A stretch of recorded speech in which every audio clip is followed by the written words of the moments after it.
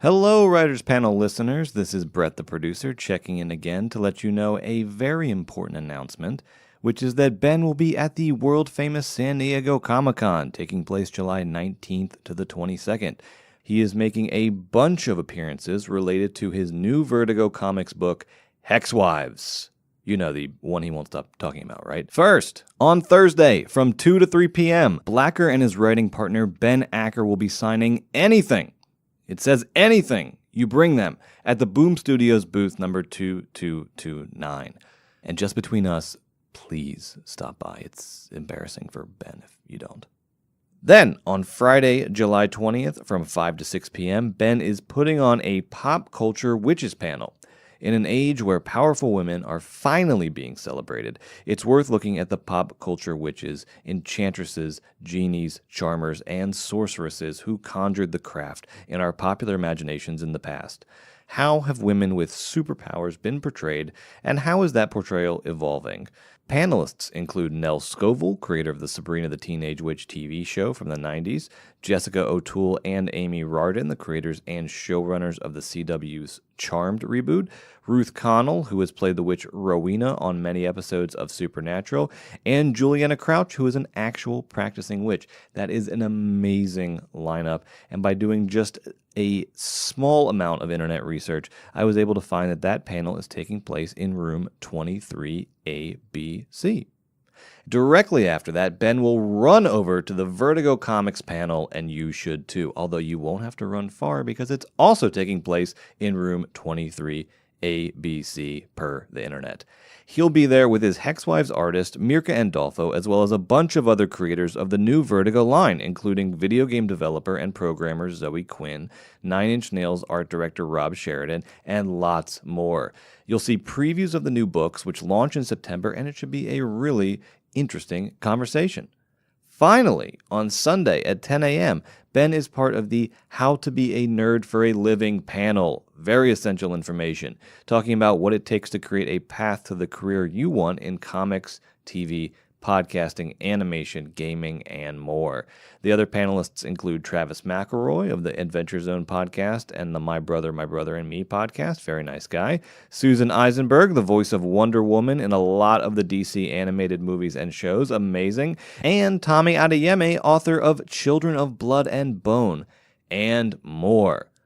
So follow Ben on Twitter at Ben Blacker for all the latest updates on his appearances at San Diego Comic-Con, and check the SDCC website and app for where these panels are happening. All right, on with the show. Forever Dog. Today's episode is a good one for a change. I feel like I almost never say that. No, today's episode really is a good one. I have been currently obsessed with The Good Wife. I only started watching it because you guys asked me to get Robert and Michelle King, who created The Good Wife and The Good Fight, on the show.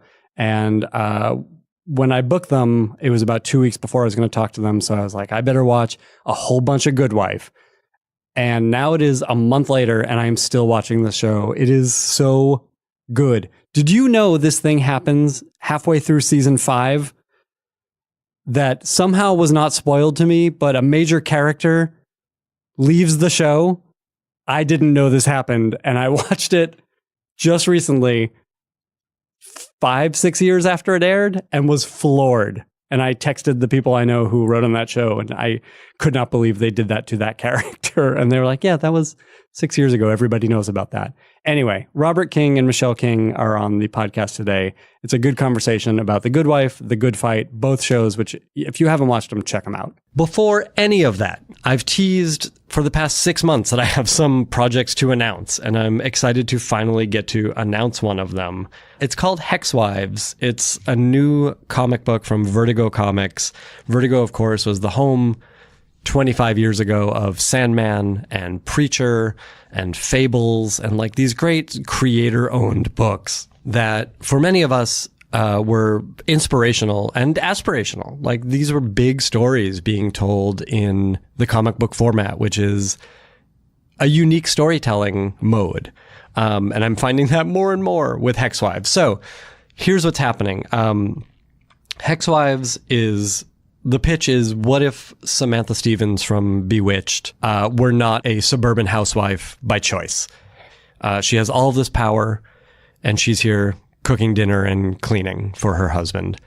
So what happens when she starts to realize that that is not who she is? In fact, she's sort of immortal witch, part of the head of a powerful coven, who are her neighbors, and who are all sort of starting to wake up and realize that indeed they are stronger together. That's the pitch, and Vertigo has been so amazing in their support of this book. They are an absolute pleasure to work with. Hexwives is part of a big relaunch of Vertigo Comics, which will all be happening in the fall, but we'll be talking about it at Comic-Con, and we'll start to leak stuff out in the next few months. And this relaunch is really cool and exciting. They have 7 new books.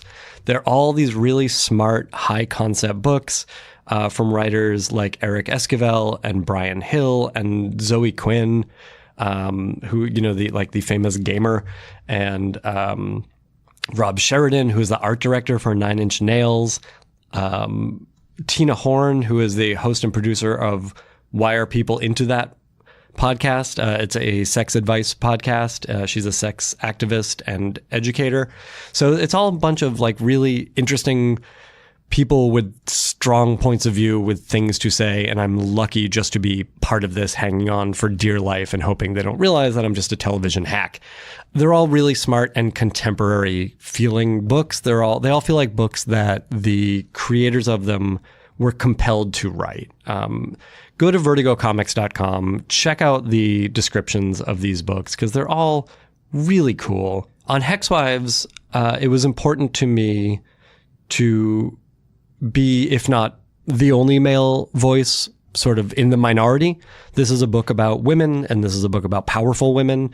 And it was important to me to not only get that right, but, to have input that is not just my own ideas. And in fact, I got really lucky in that when I told this to Vertigo, they were more than amenable.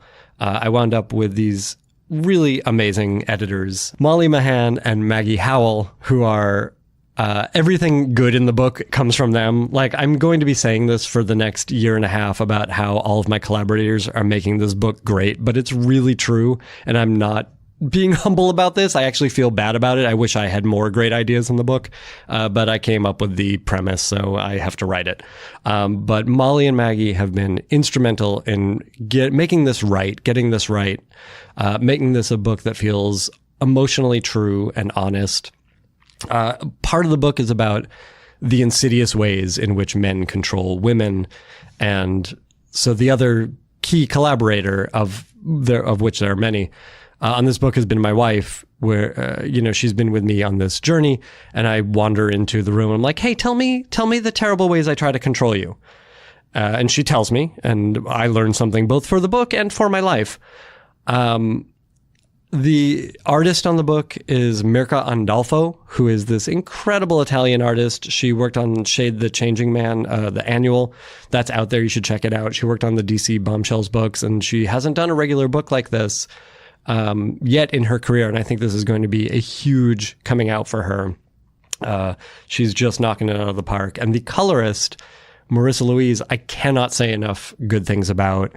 As good as Mirka is, and as okay as I am, Marissa is just elevating every single thing with her colors. She's adding texture and shading to this book, which, could have been a blunt instrument, and she's giving it a lot of depth and a lot of soul. I'm excited for you to see her work on this book. I also have to say, this is terrifying for me. This is the first writing I've done, the first professional writing I've done without my writing partner, Ben Acker, in 15 years. And Ben, when I came to him with this and said, do you want to do this? He said, I'm glad to, but it seems like you got it. So if you want me on it, I'm fine. If not, try it. So I have to thank him for that. And at one point he checked in with me on the book and said, how's it going? And I said, it's really hard. And he said, well, sure, it should be 2 times as hard. And that is not the case. It is 100 times as hard. Not having Ben there, again, we've been working together for 15 years. He has the answers. He is a guy with amazing ideas, and my job with him is just to pick out the good one. On this book, I have to come up with the good ideas. So I'm lucky to have the collaborators that I have to help me through that process. The book will be out in October. I'm going to talk about it incessantly. It is about witches. I'm obsessed with pop culture witches. Bewitched was one of my favorite television shows growing up, not just because I had a huge crush on Elizabeth Montgomery, but Andorra is a great character. But pop culture witches are so interesting to me because there are set tropes for a witch, but it's not like Frankenstein, right? There's no one story. And so every witch story sort of adds to the tropes of that. Whether it's the Witches of Eastwick or Wizard of Oz or Sabrina the Teenage Witch, like every take on witches plays with the existing tropes and adds something new to it. So one, I'll be doing a panel at San Diego Comic-Con called Pop Culture Witches, and I'll tell you more about that as we get closer to it. Two, on this podcast, I'm going to start interviewing people involved with pop culture witches. I love to hear about how people approach the witch character, witch tropes, witch stories. So I'm going to be tracking down people who have worked in that area and just doing short interviews with them. I hope it's interesting to you. It's certainly interesting to me. I've been lucky that you've indulged me this long on the Writers Panel podcast. But I'll say this, if you love a pop culture witch, if you have someone that you think I should talk to about pop culture witches, if you are a practicing Wiccan, hit me up. I'm fascinated to talk to you. Find me on Twitter at Ben Blacker. It's like the color, only more so. Or write me on Facebook, facebook.com/TV Writers Panel. And tell me who I should talk to. What are the pop culture witches that you love? What do you think about witch tropes? And if you are an artist, and I know we haven't put out any images yet, I want to see what you think this book is going to be. Put out some Hexwives fan art. I'd really like to get sort of underrepresented or unknown artists involved in this book, and fan art is a great way to get noticed. Look, I have 100 issues of Hexwives stories that I want to tell. I'm counting on you guys to buy the book so that I get to tell those stories. But please know that it really is a story I'm passionate about telling, and I hope you'll get involved with it. Again, you'll be hearing more about it for the next 8 months. Sorry. Here's today's podcast. They write, they talk, and talk about what they write.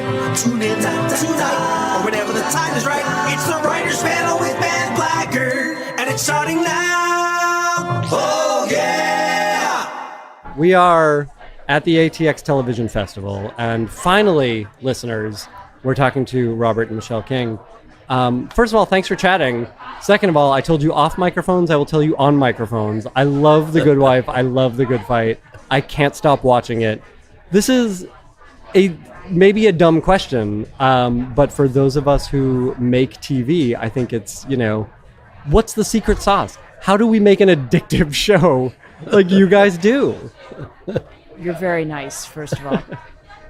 Michelle, what is your secret sauce? It doesn't hurt to cast spectacular actors.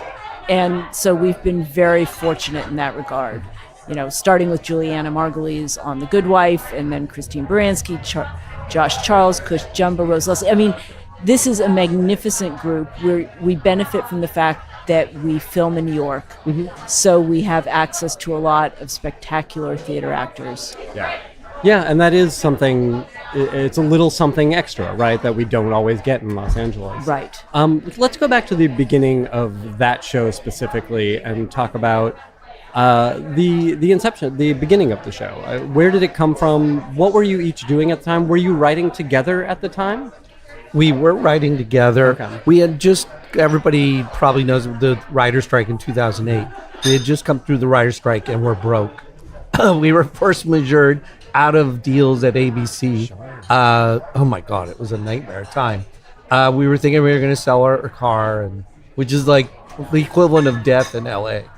That's right. And then we had seen not just Silda Spitzer standing beside her husband, Elliot Spitzer, during his scandal, but also there were other wives next to televangelists who had gotten massages, and there were 3 or 4, Dick Morris's wife. And it always felt really hypocritical and detrimental to a marriage to force your spouse to be scandalized the way you are. When you as a man should really take it upon yourself to stand up there. So all we could imagine is what would happen afterwards. And not only that, just coincidentally, a number of those women were also attorneys, like Silda Spitzer, like Dick Morris's wife, like Hillary Clinton. And so there's a pattern and there's a series. Interesting. And the other more cynical aspect of it, we did know networks needed to fill certain genres. They feel that genres are evergreens, like law shows, doctor shows, cop shows. And it always felt like if you were going to do one of those, how can you add that extra something that makes you respect yourself in the morning? And I think the show came at an interesting time where, these cable prestige shows were sort of coming in, and you were doing this amazing blend of stuff we'd seen on network, the sort of traditional lawyer show, in addition to the serialized drama, the prestige serialized drama that we were doing. Was this, the DNA of your writing? Is this just the stuff that you both are interested in? Or was it a sort of concerted effort to do something a little different? It was mainly the stuff that we were fascinated in. And we also had heard complaints from actors that a lot of the shows that were on network were puzzle solvers.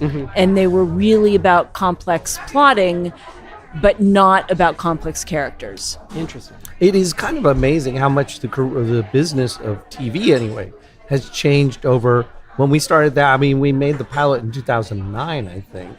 Or was it 2000? Yeah, 9. And just the introduction of streaming. I mean, all those have changed the business so much. At that time, it was odd that a show that had some kind of case of the week framework would still go that extra mile. I mean, it wasn't unheard of, but it was just kind of not what CBS did. Yeah, it wasn't what people were doing. I mean, it reminds me more than anything else of something like NYPD Blue, where both the case of the week is compelling and the drama is compelling, and you get these amazing actors to elevate everything.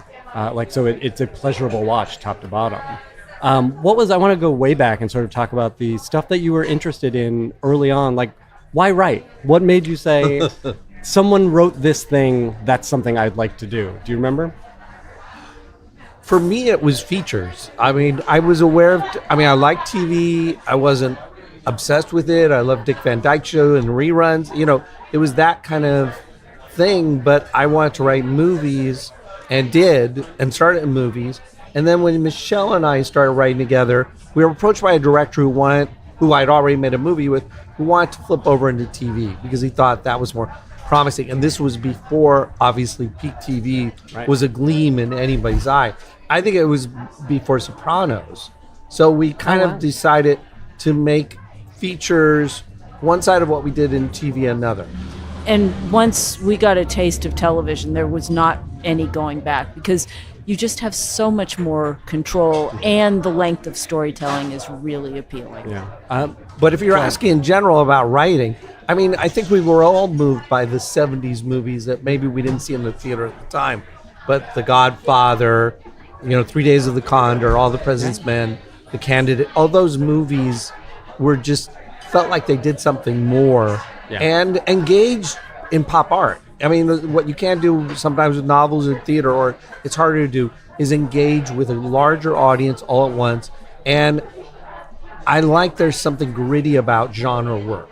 There's something kind of pulpy in the best way in my mind when you're trying to engage an audience with thrills or killings or suspense or comedy jokes, and yet you're still trying to do something more. Yeah.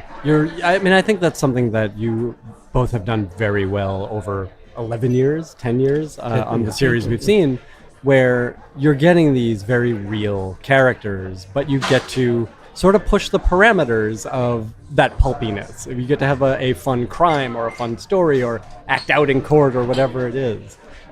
It seems like your best bet to avoid pretension is to stick inside a genre. That's a great way to put it. Michelle, what was your writing background prior to the stuff we know you from? It was really a development background. I worked reading scripts. That's how I started out. And then wrote some features, but things didn't get interesting until Robert and I started writing together.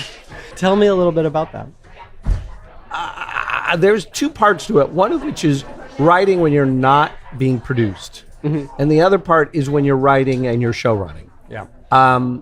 Do you want to handle? I'll handle it first. You handle the show run.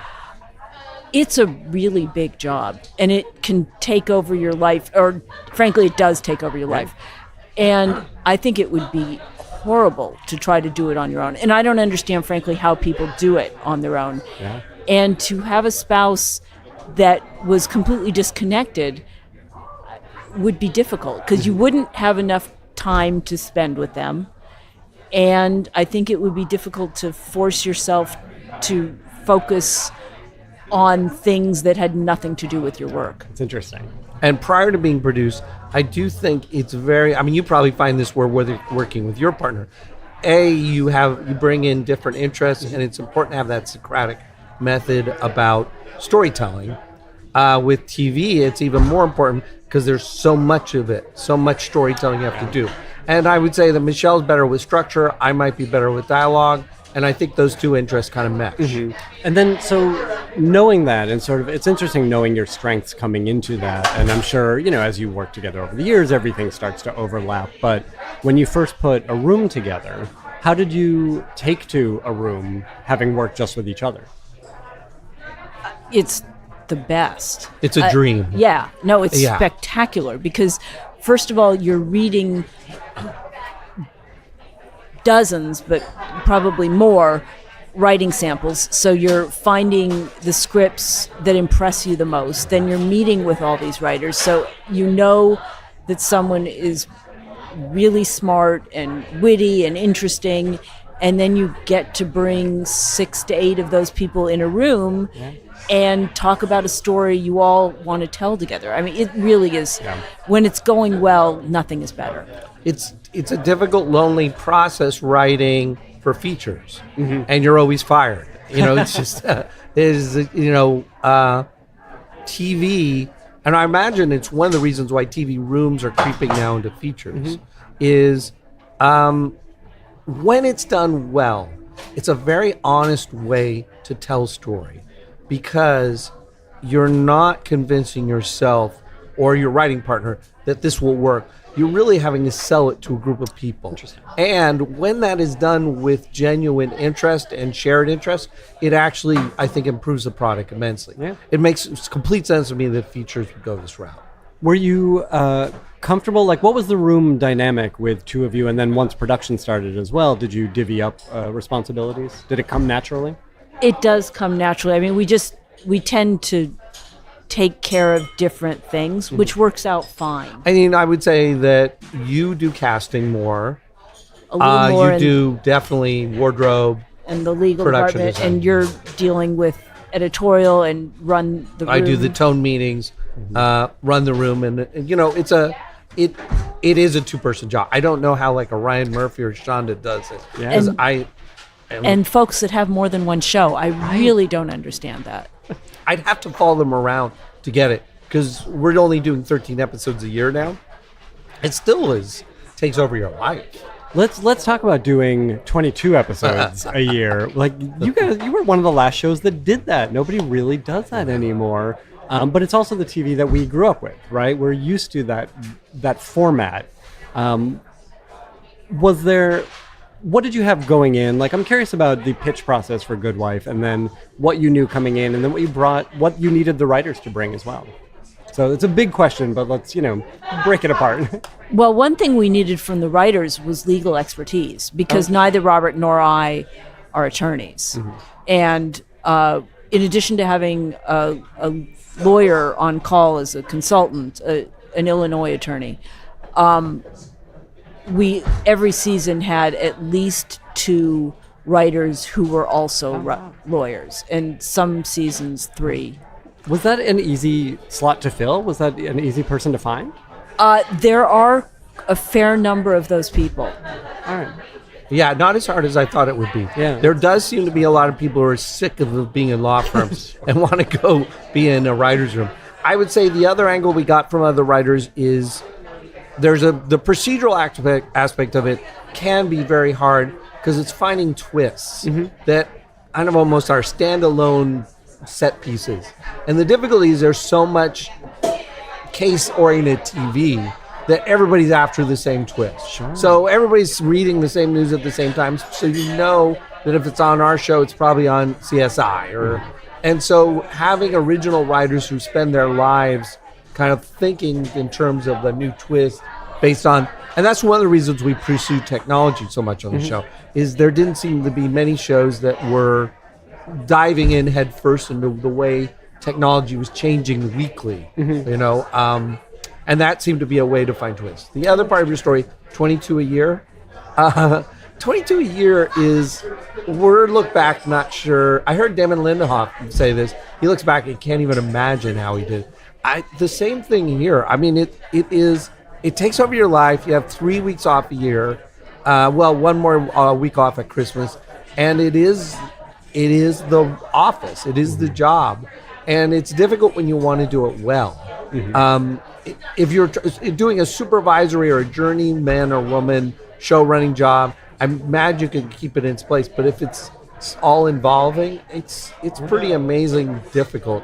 And that's when you needed to rely on a writer's room even more, because you might have to be in editorial. Michelle might have to be in casting. Yeah. On a first season show, there's so much figuring out, whether it's 22 or whether it's 11 or whether it's 3 episodes. You have to figure out that show no matter how much you're armed with coming in. I'm curious to hear about that process of discovering what this show is and could be. It was tough because we didn't know what the show was. The network didn't know what the show was, and they didn't know us. Yeah. And so it's a lot more difficult than, say, walking in now. Right. If we've been working with them for 10 years, they're going to have a little more faith that we'll figure it out. There's already a dialogue. Yeah. We start every season by walking about 20 miles with David Zucker, who's a great executive at Scott Free's company. He's Ridley Scott's TV guy. And what we would use that time is to pitch ourselves ideas and to have this conversation, again, Socratic, trying to find out what the show is, and not starting from some abstract place, but starting from very specific. I think we work best when it's very concrete discussion about concrete thoughts. I mean, characters that are concrete, stories, and then moving out from there to what theme is and what the tone is. Would you agree? Yeah. And did you look for, I imagine in those conversations you came to, what is the unifying theme of this season? What sort of stories are we looking to tell, and how is it different to the past? And also just arcing storylines. So you'd go so far as to sort of find those tentpole. Yeah, but more than theme, we during those season starting conversations, it would really be more about plot and character. And it was very important to go into a writer's room knowing what those 10 posts were, so that even now more so with 13 a year, but 22 a year, you needed some strong sense. So the writer's room, would have something to write, agree on. Because the worst thing is to go to the writer's room and say, well, okay, we're open to ideas. What do you want to do? You had to go in with some specifics. Absolutely. I'd like to hear, this is a slight detour, but about the physical process of writing for both of you. And do you like writing? How do you do it when you're on script? Well, first of all, Robert gallops ahead. Is that right? Yes, we're probably the biggest. The scripts really rely on the room because it's about the build more than anything. The build, probably not as extreme as like Gilmore Girls, which I heard they beat out every single beat, and now with Miss Maisel, I'm sure it's the same thing. We're not as specific as that, but the story rises or falls. I mean, we're constantly ripping it apart and putting it back together. Then Michelle and I go away and kind of look at the pop beats and make sure they hold up. And often I mean, we're bad showrunners in this sense. We're always going back into the room and saying, what sounded good last week doesn't sound good now, unfortunately. But it happens. And it happens, and I don't think scripts are like hamburgers. I mean, there is a little bit of trial and error. Like, what is this? And also you'll think, well, that sounded good, but now it's really preachy. Our problem is when something goes preachy. And then Michelle and I will re-break it ourselves and then go back into the room. Oh, interesting. So you feel like you get the more honed version when it's just the two of you.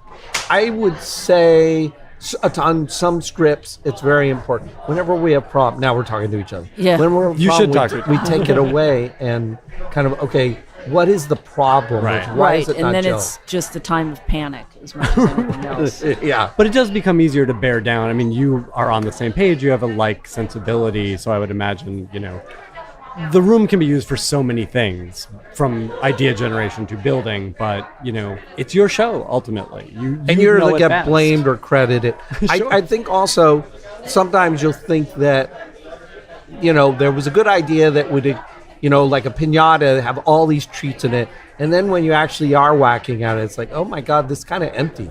Yeah. And so the writer's room is so kind to us, because when we go and say, okay, here's a problem. One of it is casting. We lost this actor, because that's a lot of our Happens problem. all the time. And the actors aren't interchangeable because they have voices, and suddenly you don't get Fisher Stevens.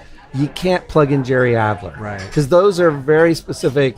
So anyway, that's one of it, and then we usually use that as a way to say, and we hate now the idea. Let's go in this direction. And you always have some ideas in reserve that hopefully you can plug in. Well, there's also on all of your shows, really, I liked Brain Dead a lot too, is there's a cleverness without sounding trite. You know what I mean? Like the show is a little ahead of the audience, and I think you want to maintain that, and that's a thing that you can only get by really bearing down on these scripts and going hard at them, asking questions about them. Were there over the years on any of these shows? I'm curious to hear about wrong turns, whether it was in the development of the show or whether it was when you got in the room and you were up and running. Things that you had to sort of put the brakes on and readjust, bigger than a script, more story turns. You know which one I'm going to. Here's what I will say. When we have gone wrong, it's never that I thought we were taking a risk. Interesting. It completely ambushed me. So there have been plenty of times where I thought to myself, oh, are we going to get away with this? And it'll go just fine. No one blinks. It's successful. And then things can go terribly wrong. And it's not that I thought we were going out on a limb. Well, the one is Kalinda's husband in season 4 of Good Wife. Look, I'm not there yet.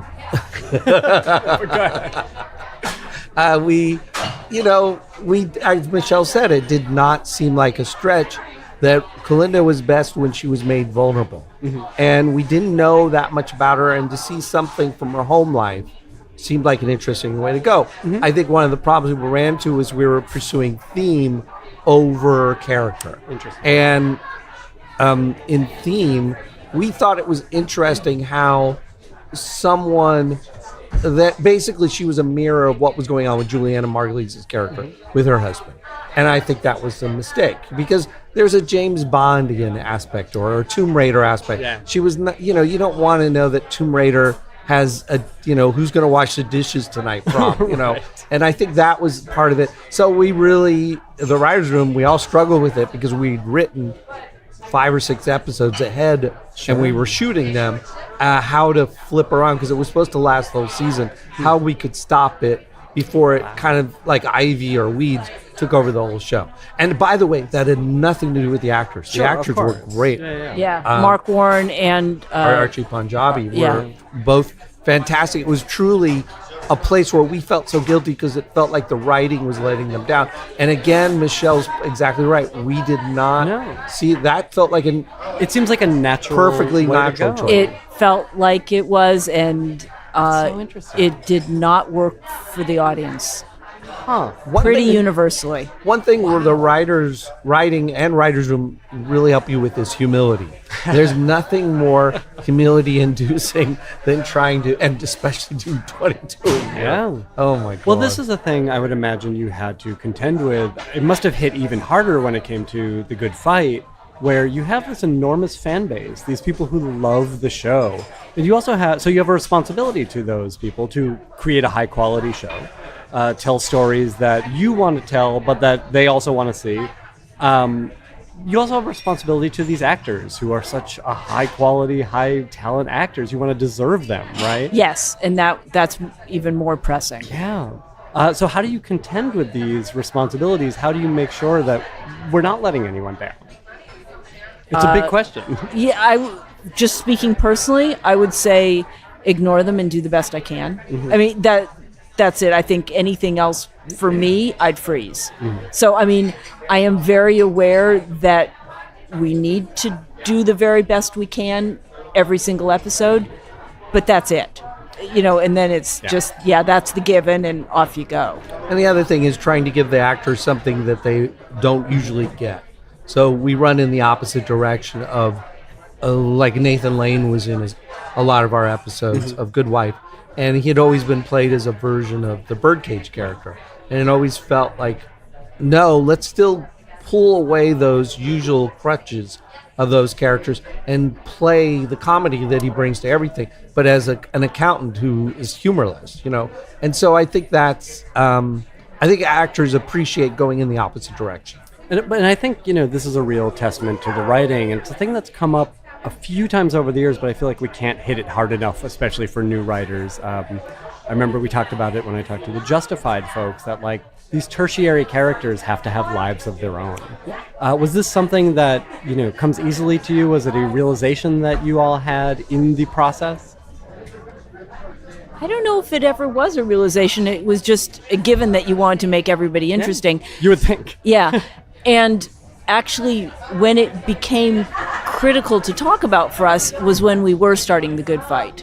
Because then we could choose to set this new show wherever we wanted, because we actually film in New York and double it for Chicago. So the question came up, all right, this new show with this new firm, should it be set in New York so that we can play New York for New York? And what we realized is if we did that, we couldn't justify seeing all these Chicago-based characters whom we'd grown to love. So we had to make a choice, and at the end of the day, it felt like, okay, these Chicago-based characters were more important to us. That's really cool. Yeah, you've populated a world, right? Yeah. You want to continue to see these characters. And we do, which, That's like great. Judge, otherwise you The wouldn't judges see coming through Judge are hilarious. Abernathy, Dennis O'Hare, or... So good. Yeah. And I would say the only thing we probably learned at the top was structurally, we wanted to avoid the way law shows usually did. Yeah. Where the judge is an impartial observer who decided yes, no, overruled, sustained.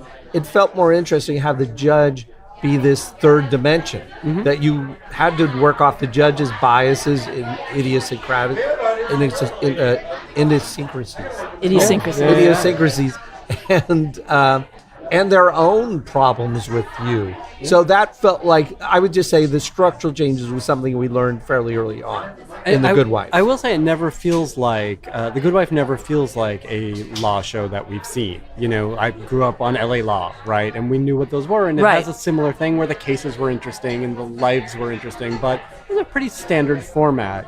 I think you guys changed that format in every episode. We don't see these long courtroom cases. We get the good parts.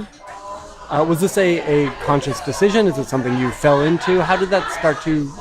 Well, it was not a conscious decision to step away from anything Stephen Bochco did, because he is a master, and one wants to lean into that, not away. But it was a conscious decision to structurally try to do every episode different from the other, and that becomes tough. What an incredible challenge.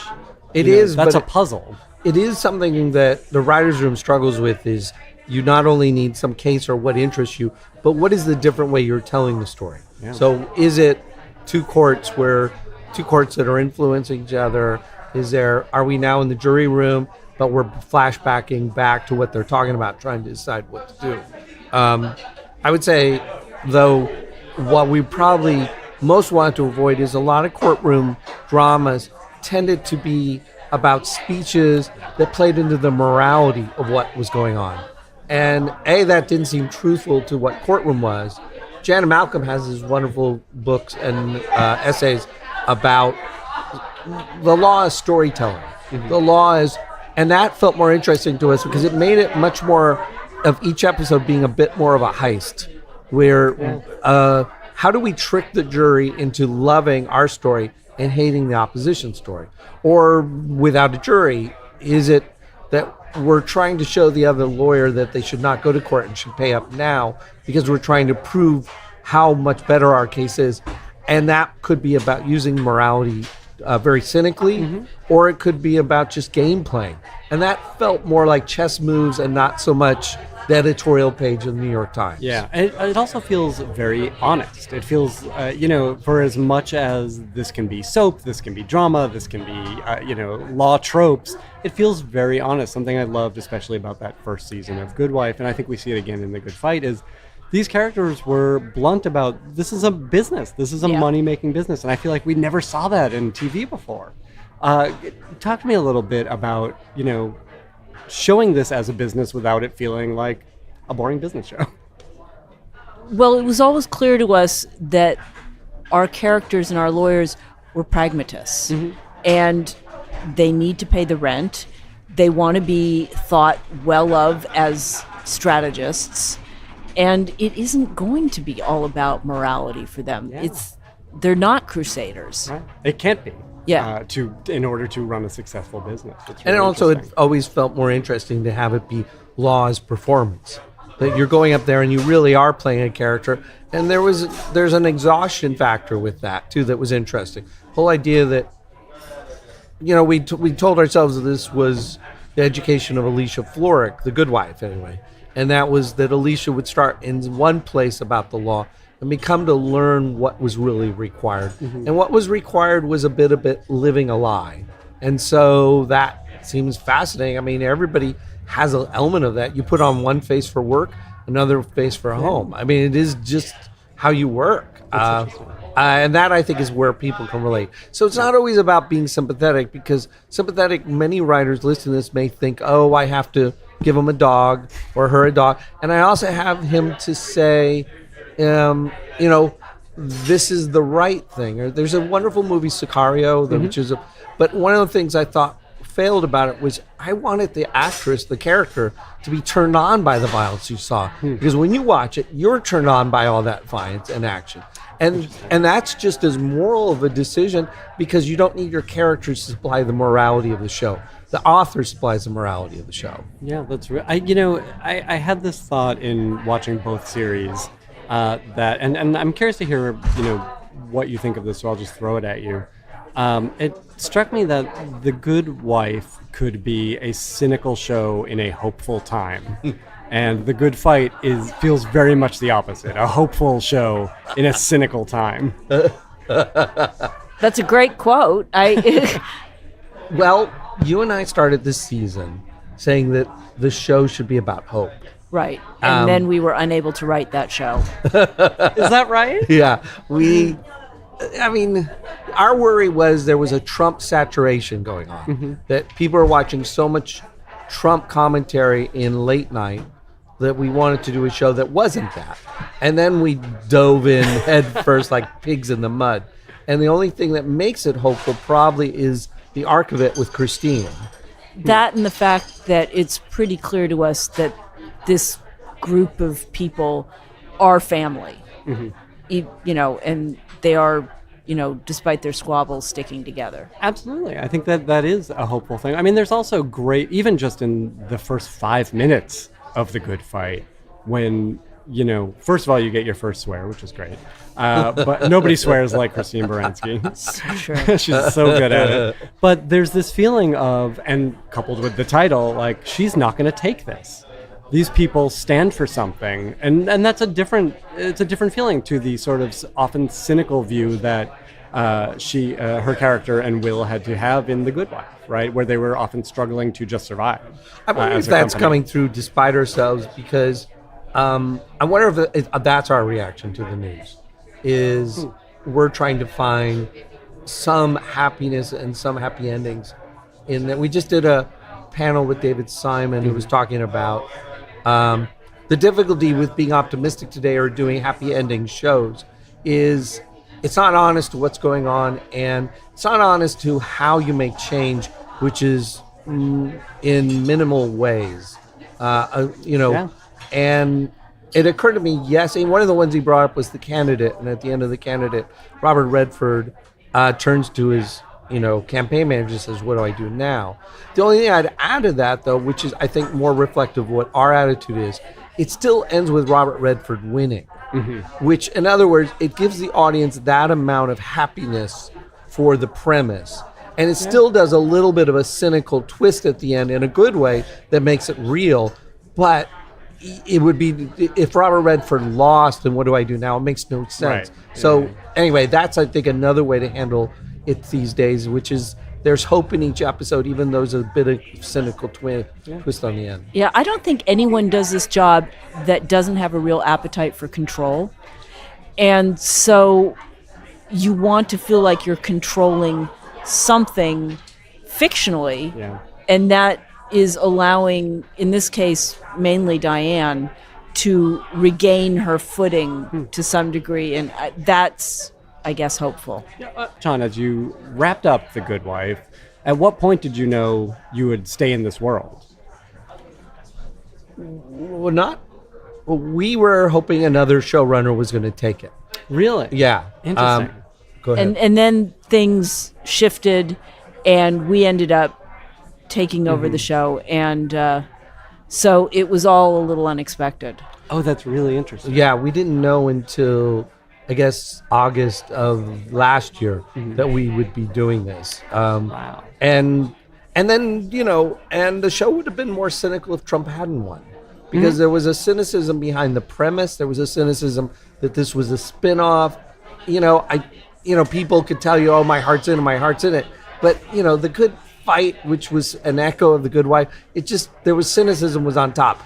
And then Trump won, and so the show found a reason, a thematic reason, and The Good Fight suddenly took on more kind of potential as a premise and as a title.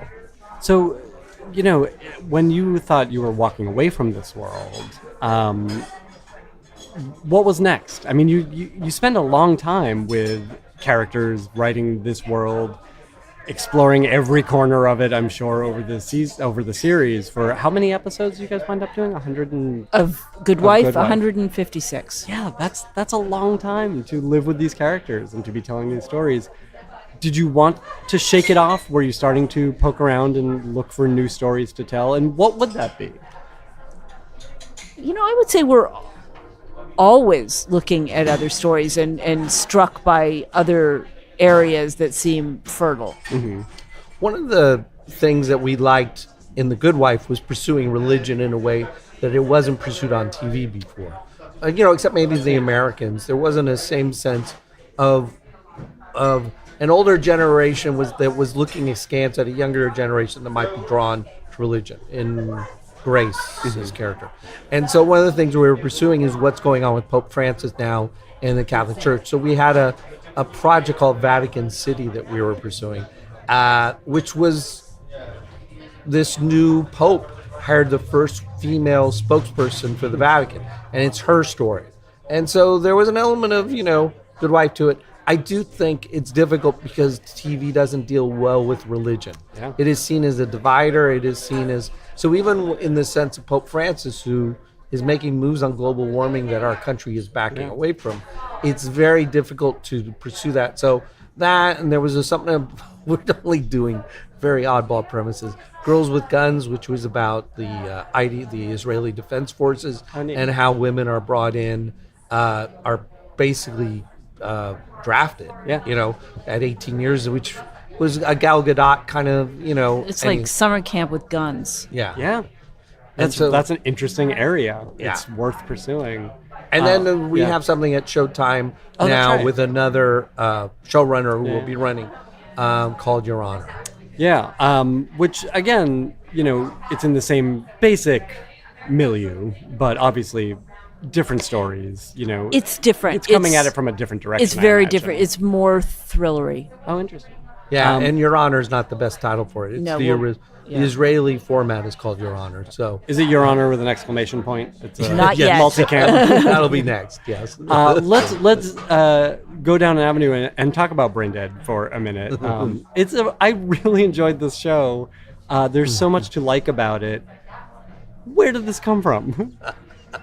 It's a great premise. Will you just briefly just sort of pitch the Thank premise you. for anyone who missed it? It takes place during the present day, which would have been last season, summer 2016. And basically it focuses on a Senate aide. It's all about Congress. And she gets a job with her brother, who's a senator, and helps him in the office. She's the one who deals with complaints from constituents. And that's just the reality part of it. She happens to get the job at the same time. There's a meteor that lands in Russia. And this meteor breaks open and half of it's sent to America to study. And out of it crawls these bugs, look like ants. And these bugs crawl into the ears of politicians and eat out half the brain and make them very partisan.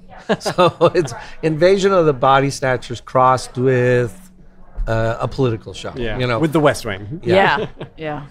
It seems like it was too raw. It was too real for 2016. Well, that was it. Is that right? It was first of all, it's a very peculiar show for CBS. The tone was not CBS, but it No. was so great. Thank Thank you. you.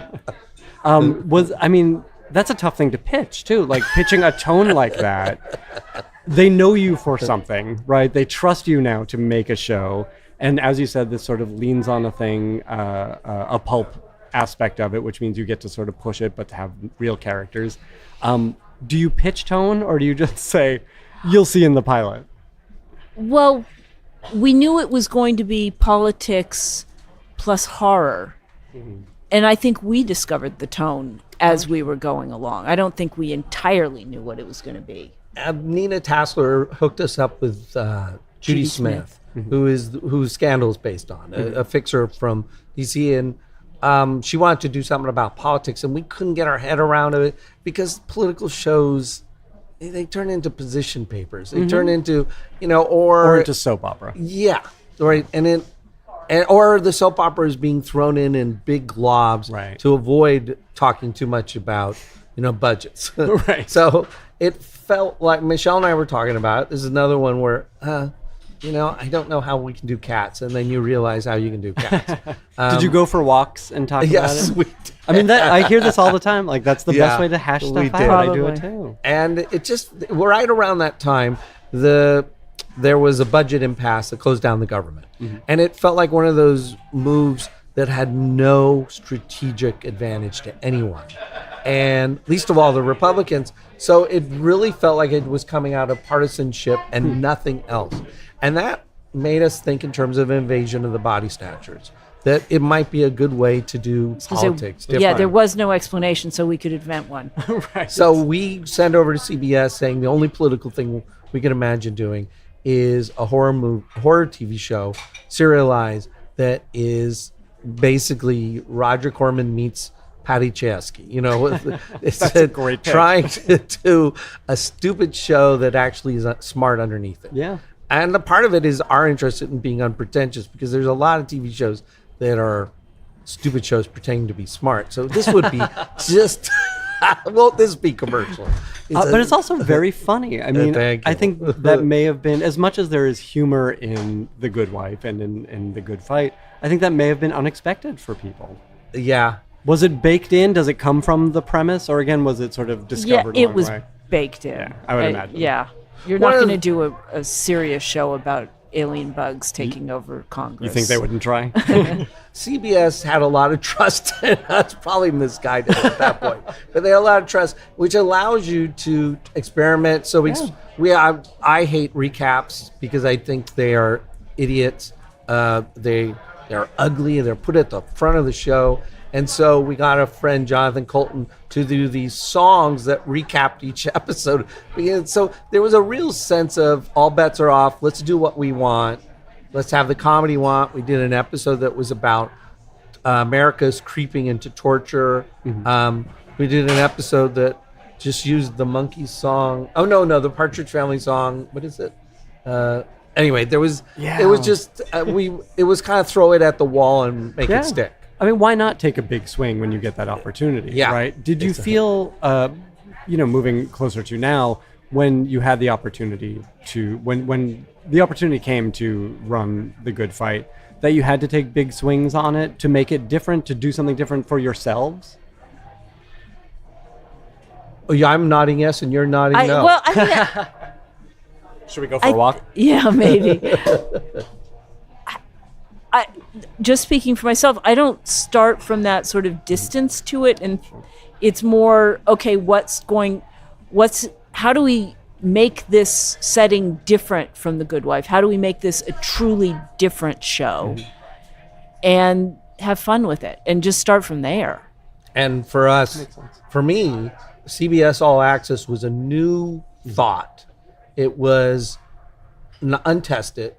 And if it was going to work at all, it was actually really blowing things up, which, is the opening credit sequence. Yeah. We just started to blow shit up. It's on the nose. It tells you what you're in for, right? So And I it's think beautiful too. It's really Thank cool. you. Anyway, that was, I thought we had to make big noise. Even this season, we did an episode about finding the golden shower tape and things like that. The more it felt, one of the problems I think network has is it doesn't seem like it can be divisive, doesn't feel like it can throw big bombs. Yeah. So that was the good thing about going to Good Fight, where you could prove that you could. Yeah, that makes a lot of sense. I want to ask very briefly about your writer's room on The Good Fight, and were people ported over from the previous show? Was this an all-new room, and does it function differently? It is an all-new room, isn't? Well, it's half Brain Dead, half Good Fight. Oh, But right. no one- Interesting. Yeah, but no one from The Good Wife, which was That's right. because there's so much great television being produced. None of the Good Wife folks Yeah. were available. They're all off making their own shows They're or being number twos on shows. Yeah, so they're doing wonderfully well. So it was about finding a new group of writers. And also, we were moving the writer's room to New York, Second season. second season. So it was a lot of it was starting or seeing who we could transfer. And, New York has all these playwrights. I'm bringing in playwrights. Oh, that's really cool. I'm curious about that. Like, did you find different kinds of voices? Did you find, a diversity in experience that maybe you didn't have before? The difference is because this show is being written in New York, there are more playwrights. That's the big difference. That there isn't the depth of TV experience with the Good Fight writers as there was. Because with a lot of the Good Wife writers, that show was maybe the 8th or 10th show they'd been on. So sorry, go ahead. No, writers were coming from Lost. Right. They were, there was probably more sense of TV as a lived experience, and these were people growing up loving TV. Now with Good Fight writers, I think a lot of them more grew up loving theater. That's really interesting. Do you find yourselves having to do a little crash course in what is TV, or is there no difference? No. It's storytelling. Not really. Do you- It's smart people. I mean, Right. these We're are the stupidest people in the room. but oh my easily. God. So And that's the best case scenario. Yeah, it really is. Teach us. We're Yeah. not going to teach you shit. That's great. Teach us. We'll just wrap up by asking, what is next? You're working on a third season, right, Yes. of Good Fight. Is there a timeline on that yet? the writers will probably get back to work at the end of August. All right. And is there stuff that you are excited to bring to this? Does it feel like starting from scratch every year, or have you started talking between yourselves about what we want to do? Yeah, but one of the things is trying to give some analysis of why the country is where it is. And one of the things you have to point your finger at is entertainment. That, in fact, are we moved to a post-factual world partly because of what we do, which is create stories that are more interesting than facts. And you find that the case even with the current administration. It often finds that it can change the subject by throwing a new. It's not even wrong that a lot of editorials point to the Trump administration as a cast member that had to be removed, or a good season ender. Yeah. So a lot of the metaphors being taken from TV. So next season, we were thinking of it being a meta criticism of entertainment. That's really and interesting. to see that as a way to look at the world, and is there any way to still enjoy entertainment but not define politics and the world through it? So that's it. I mean, it's a very esoteric sounding, but you usually really have to neat. start in the esoteric to move towards the concrete. Sure. And it sounds like you both are in a maybe unique position to comment on both of those things. Being outside of Los Angeles, having a writer's room outside of Los Angeles, you might have a different perspective on the television or the entertainment business. I hope so, Michelle. Yeah, we were in Los Angeles until 2 years ago, so it Sure. feels very much we're in that swim. But you both know it and now have a little distance from it. and love it. So yeah. yeah, Love it, and I'm sure like so many of us fear it and hate it as well. Yes, exactly. depends on the day. Right, exactly. Let me ask you what you are watching on television these days. What is getting you excited or inspired? What are you talking about with each other and your friends? I watch everything. So what I'm enjoying, I loved Twin Peaks last year. I thought that was the thing people will remember 50 years from now. The Terror is incredible on AMC. If anybody hasn't seen it, they should see it. Totally. What I'm just started watching was Cobra. What is it? Cobra Kai. Cobra Kai, The YouTube which series. is very clever. Is it? I haven't watched it yet. Oh, you should watch. I mean, only the first 2 episodes are free. Watch that and see what you like. The Looming Tower has some really great performances and some good. And then Yeah, I was going to say, and I tend to like to watch the comedies as just something completely different than what we're doing. And, Bob's Burgers seems to always come up on my screen. going backwards, the IT Crowd. I'm just starting to watch. yeah. fun. Our daughter shows us incredible episodes, and then we start filling in our education through her. But there's so much out there, There's right? so much out there. And You there's don't so have much to go good backwards. stuff. Yeah. Yes. And it's the history of television is now available. And it's Yeah. coming down, it's, you imagine, I always read about 70s movie making and how, but this feels like a time when people are really challenged by each other's advances. For sure. And want to do unique stuff as much as they can. Well, please know that you all are a part of it, that you are inspiring people to go make better you. and cooler and, more interesting and deeper things. So thank Thank you you. guys. Thanks for talking. Thank you. Thank you for listening to the Writers Panel. Tune in next Tuesday and every Tuesday for a brand new episode. And in the meantime, please subscribe and review the Writers Panel on Apple Podcasts or on your favorite podcast app. And follow me on Twitter @BenBlacker, just like it sounds. And let me know who you want to have on the show. The Writers Panel is a co-production of the Forever Dog Podcast Network and the ATX Television Festival. You can listen to more Forever Dog podcasts at foreverdogpodcast.com and keep up with the ATX Fest throughout the year at atxfestival.com.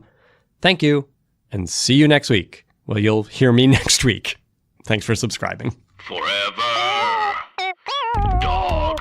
This has been a Forever Dog production. Executive produced by Brett Boehm, Joe Cilio, and Alex Ramsey. For more original podcasts, please visit foreverdogpodcasts.com and subscribe to our shows on Apple Podcasts, Spotify, or wherever you get your podcasts. Keep up with the latest Forever Dog news by following us on Twitter and Instagram @ForeverDogTeam and liking our page on Facebook.